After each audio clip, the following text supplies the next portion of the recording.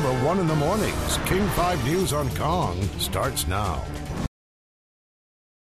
You know, eating disorders are often associated with girls these days and young women, but teenage boys can also suffer from anorexia and bulimia, believe it or not. Here this morning is Dr. Rose Calderon from Children's Hospital. Doctor, good morning.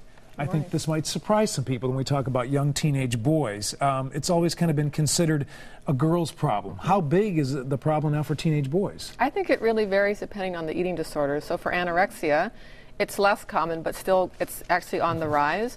Bulimia is far more common for boys, and certainly obesity and binge eating is very common in both males and females. All right, so if we're seeing perhaps an increase in this, what are some of the risk factors that we see leading to the disorders? I think particularly for anorexia and for bulimia in males, it tends to be their attempts to change their body size in terms of being more leaner, more buff, and so they do a lot more exercising.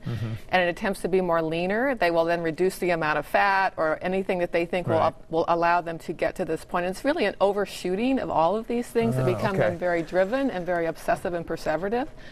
And other times, and now, I mean, interestingly, there is a whole new movement in the male modeling business to become these very, very lean, stick-like figures. I guess that's the case, because, yeah, I thought, well, perhaps body image has changed even for young teenage boys, because I remember growing up and talking to even other kids that I see in the neighborhood, at that age, they want to be building muscle, and they know they have to eat and be putting on weight.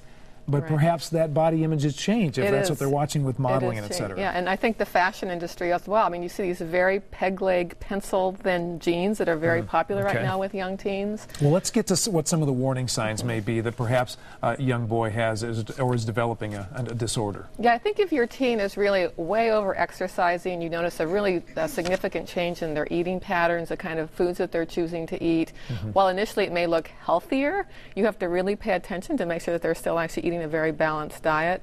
They may be doing a lot more use of going to the bathroom a lot in attempts to purge. Yeah, they may be vomiting withdrawing, and whatnot, which are clear signs of the vomiting, problem. laxatives. They also may be withdrawing from their friends, becoming much more isolative because they're much more invested in exercising, or they're just too tired and weak to actually be more very look social. For perhaps depression, because that can alter the mood. Right. Well, yeah, depression sometimes comes from starvation as well, and so you want to look at their mood. Changes in their mood is really an important sign as well. So a lot of signs, some of the ones we mentioned right there and some other ones as well. Are there any treatments for males with eating disorders? We seem to, again, focus so much on the women. Yes, and I think that's why programs are becoming more specialized, because it has such a stigma for males to have a female disease, that men really do need a place of their own to be able to talk more openly and more freely. So many programs are establishing programs specifically for males in order to let them have their own space to discuss this, because again, it is very much attached to women, and the issues are very, I think,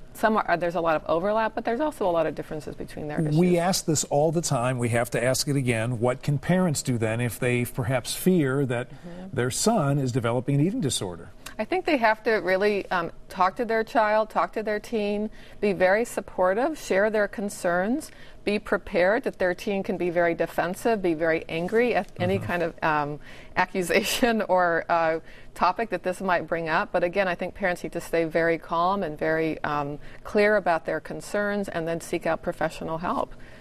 It's a very dangerous illness, and you don't want to. And it comes as a surprise to me. I did not realize that this was becoming a significant issue with young teenage boys. Again, because we focus on girls. So thank you for raising the awareness, and maybe now parents have something to focus on. Appreciate it, Dr. Calderon. For more information on eating disorders, log on to king5.com and click on news links. Joyce.